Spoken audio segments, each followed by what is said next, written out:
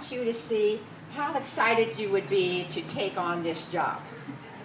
The working hours, I think it'd be about, you'd start before daybreak and probably be working all day to maybe sundown or after that time. It would be a job that is 7 days a week. It is all year round. So many things depend on the salary. I know you'd be interested in the salary of it.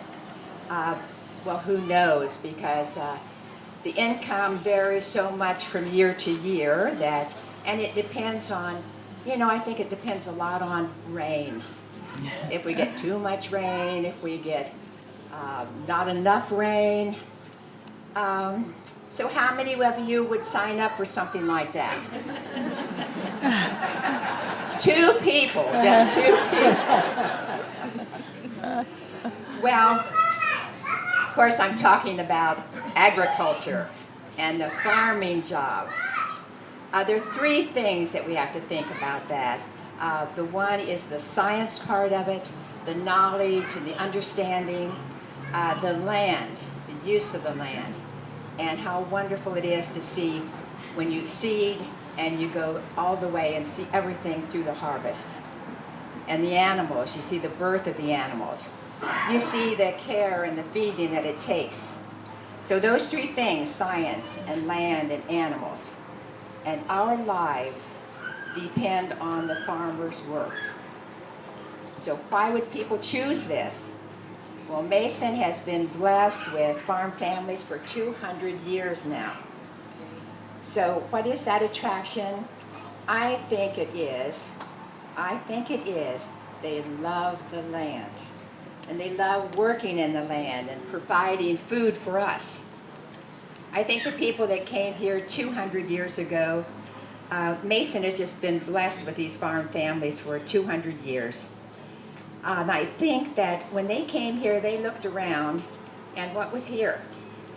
Land and water. And so that land provided life for these new town builders. They decided to make Mason their home. And at that time, as time passed, the farms surrounded all of this little village. And when you think of these new beginnings, you realize just how much farming has changed. And so I'd like to just give some of my memories today of the farm. My husband and I grew up on a farm. His farm was out on Taylorsville Road. It is where now the funeral home is, and it's surrounded by houses. But of course, early on, it was not housing. It was all just farms and neighbors. I think back at growing up on the farm, and I have just so many great memories. It was really, I'd like to look back at the 1930s and the 40s. It was the Depression years at that time, and I've often thought about what would the farmers and their wives be saying behind those closed doors at night. Well, I think some of it in my house might have been, I think we might have to take a loan out again to get the seed, to plant, and to have the harvest, and to have our income come in. I think they probably thought, are we going to have enough money to do everything with our kids that we need to have done right now or help them with? Could we take a vacation? We'd like to visit relatives for a couple of days or go to Coney Island maybe. But most of the time you hear the question come back, well, if we were away even for a little while, who's going to put the hay in the barn? And who's going to milk the cows? And who's going to feed those animals? And so it was the answer was no in my house. No, we won't be vacationing in any place this year. And I think it was like that with a lot of the families at that time. But one of the great memories, I think, for me was when we were all eating in the evening. At that time, we were all there every night, and we ate together. And I think it's a little harder to do that now with our schedules and our time. But we sat around the table, and of course we were eating Mom's vegetables from her garden. I mean, all kinds of vegetables. And we ate the meat that we had butchered. And by the way, I want to stop here and just say, I still think that the farmers' wives are the best cooks ever. And they still are. You can count on it. You can count on it. But after our meal, and we called it supper then. We call it dinner now. But after we had our supper, we would all kind of take our chair and we would carry it out into the other room, and we made a semicircle around the radio. Sat there, and it was really such an entertaining and a fun time to be together. We listened to Fibber McGee and Molly, and they became our friends. We knew them, and they were just part of our day to listen to them. In fact, some of these shows were on for as much as 14 years. And we listened. Do you like the Gildersleeve? Anybody know these things? Okay. The one that I really liked was one that opened like this. Henry Aldrich. And what was the reply?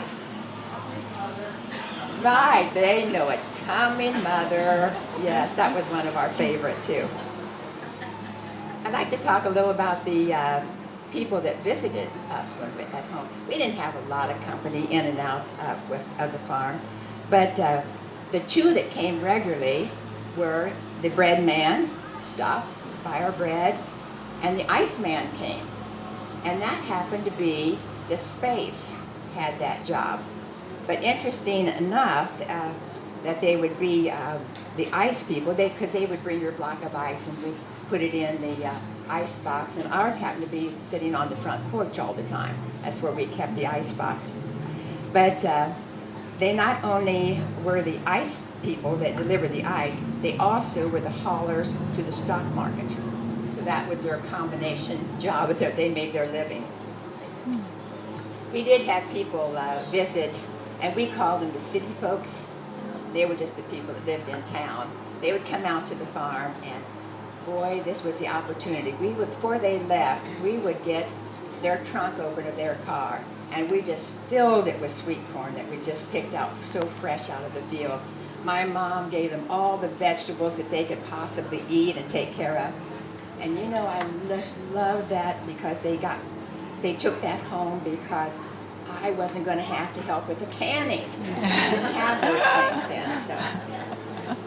But we have, I want to talk and tell you about one especially of the chores that everybody did on the farm. An example of that, and it was a difficult time and things that we did. But we wore our overalls plenty of times before they were washed. And there was a reason for that. If you were going to do the washing, it was wash day, you would go out to the well, hand pump the water, get it in the buckets, carry it into the house, put it on the stove, which was a coal-burning stove, and that was a lot of work to keep that going. You would heat the water there, you would get it to the washing machine, and it was the old-time wringer kind of washing machine, and you were ready to wash the clothes. So that took a lot of time. By the time you got that done, and you hung them all outside, and then they dried, and you brought them in. I mean, it was a day's work to get that done. So people did not wash their clothes that much. They wore them over and over again. But I think the interesting part of it was that we did not waste anything on the farm. We used the wash water. I mean, we didn't just get rid of it. We took it out, carried the water back outside, and watered the flowers with it. Mom loved flowers, and they had them all around our house, so we used everything. And when we didn't water the flowers with it, part of that water was used as bath water to wash the kids. So you used everything. But I was thinking of so many things to talk about today, and I thought, well, I got a kind of a list. It turned out to be a list of, oh no, we didn't have any electric, oh no. We had those old kerosene lamps, and my mom thought they were going to burn the house down all the time. Oh no, we only had one car and everybody has 2 or 3 cars now and you can all go out and do things. There was no garbage pickup, no TV. And the one thing I really didn't like is we had a party line telephone. And you had to wait, people would be talking on it and you couldn't even call out. So, oh, that was really a no. But I could go on and on with the no's that we thought were no's, but you know, we were a happy family, and I guess we were just living like all the families around us, and we had a good time on the farm, and we didn't even know what was coming along when we made all of these changes. So then I thought, well, years later, I started thinking about things, and I thought, well, these are the yeses. I mean, there's some yeses to this. There's TV, which I thought was one of the greatest things that had changed. And yes, there's smartphones now.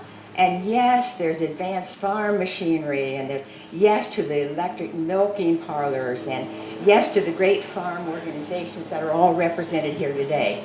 Because in my family, we're real big in 4-H. And we loved the Farm Bureau, and we were in Grange, and there were all of these that really kind of helped us out, and they made farm life more desirable as we came along with these changes. So change is great. The biggest change in my life was the time when I look back and I think that the horse teams were replaced by the tractors. I think that was one of the biggest helps. I remember so well looking out. I'd stand on my front porch and I'd look out into the field, and it was late in the day, and I would see my dad out there. My dad, you could see the silhouette of just him going back and forth. There was the one horse and this plow, that this one row plow, and there'd be my dad in back of it standing there. And when he retired, he did this. He got real interested in farm work, and he made the things that he loved. It was part of his life, and he wanted to save those memories. So all of my family have a lot of his things that represent the life that he had on the farm. And he loved the land. My dad must have just loved the land, to work that hard and stay with it.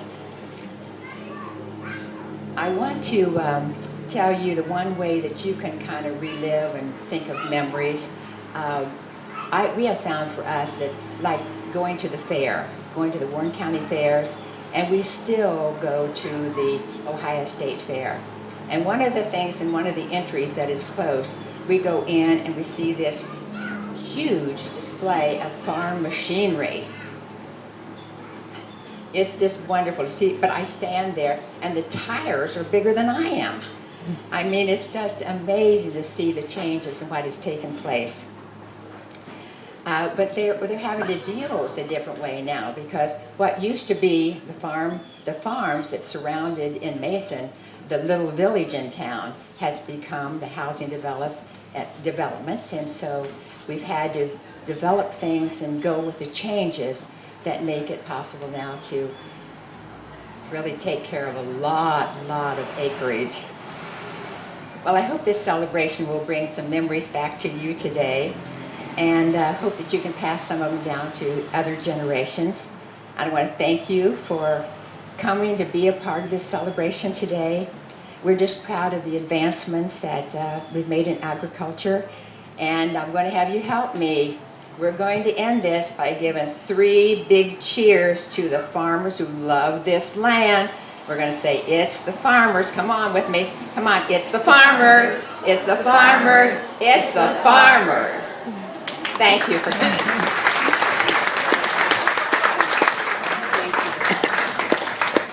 Thank you, Helen. And as Helen has been a lifelong resident of Mason, she served as a 4-H volunteer for 47 years. She started clubs. She also volunteers at her church and in the community, and so we're very proud that Helen could be here and representing all of that to talk with you today. You know, even though you may not think of, how many of you lived on a farm? How many of you farm that farm? And I know that some of you still are farming that farm. And some people say, well, this isn't a farming community. Well,